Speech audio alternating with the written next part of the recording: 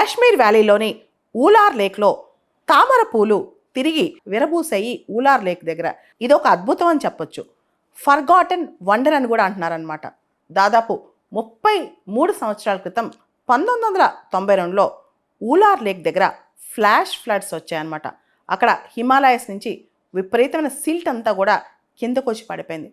దాంతో అప్పట్లో అద్భుతంగా కొన్ని ఎకరాల విస్తీర్ణంలో ఈ ఊలార్ లేక్ దగ్గర లోటస్ అంటే తామర పూలు విరబూసాయన్నమాట.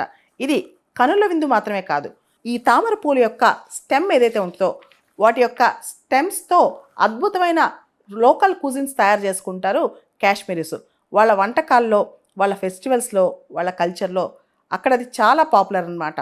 ఈ తామర పూల యొక్క స్టెమ్ ఏదైతే తొడిమ కాడ ఉంటుందో అది అక్కడ ఫుడ్లో చాలా ఫేమస్ అనమాట. దాన్ని వాళ్ళు అక్కడ నద్రు యాక్ని లేదా రోగన్ జోష్ అని పిలుస్తూ ఉంటారనమాట.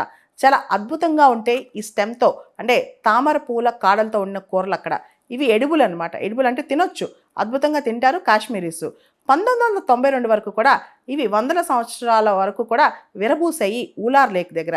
అయితే అక్కడ ఫ్లాష్ ఫ్లడ్స్ వచ్చి 92లో మౌంటైన్స్ నుంచి, పెద్ద పెద్ద పర్వతాల నుంచి చాలా సిల్ట్ వచ్చేసింది. దాంతో ఈ తామర పూల యొక్క సీడ్స్ అని కూడా ఆ సిల్ట్లో బరి అయిపోయాయి. 30 సంవత్సరాల నుంచి ఇవి కనుమరుగైపోయాయి.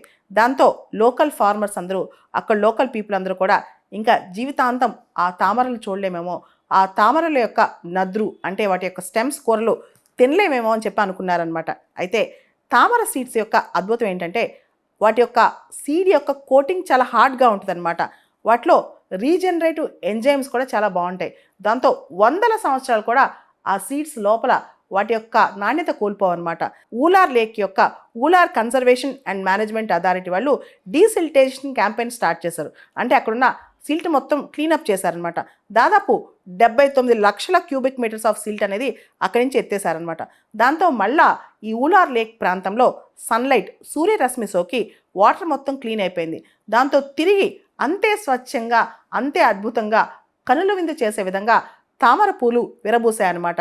దాంతో ఇప్పుడు అంటే గత 3-4 సంవత్సరాల నుంచి అక్కడ ఊలార్ లేక్ ప్రాంతంలో చేసిన ఈ డీసిల్టేషన్ క్యాంపెయిన్ వల్ల లోకల్స్ వాళ్ళందరూ ఇన్వాల్వ్ అయ్యి, కమ్యూనిటీస్ ఇన్వాల్వ్ అవ్వడం వల్ల మొత్తం పూర్తి స్థాయిలో మళ్ళీ పూలు విరబోస్తున్నాయి.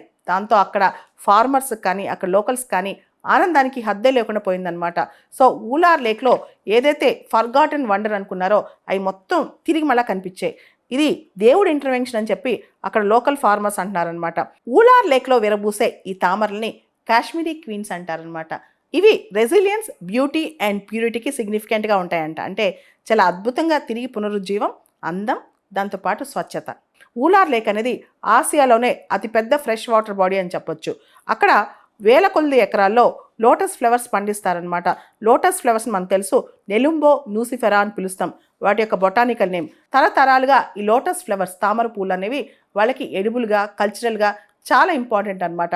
కానీ అక్కడ ఊలార్ లేక్ దగ్గర విపరీతమైన పొల్యూషన్ కానీ, ఎంక్రోచ్మెంట్స్ అంటే చాలా వరకు లేక్ చుట్టూ ఆక్యుపై చేయడం కానీ, అక్కడున్న వెట్లాండ్స్ని పాడు చేయడం కానీ చేయడం వల్ల పూర్తి స్థాయిలో ఊలార్ లేక్ పాడైపోయిందనమాట.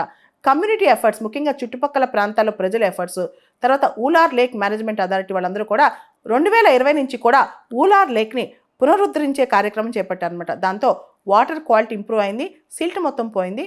తర్వాత నెమ్మదిగా ఈ వేస్ట్ వాటర్ మొత్తం కూడా జీలం మరియు ఇతర రివర్స్లోకి వెళ్ళిపోయాయి అనమాట. ఫైనల్గా చివరికి మళ్ళా ఊలార్లో తామరలు విరబూసాయి.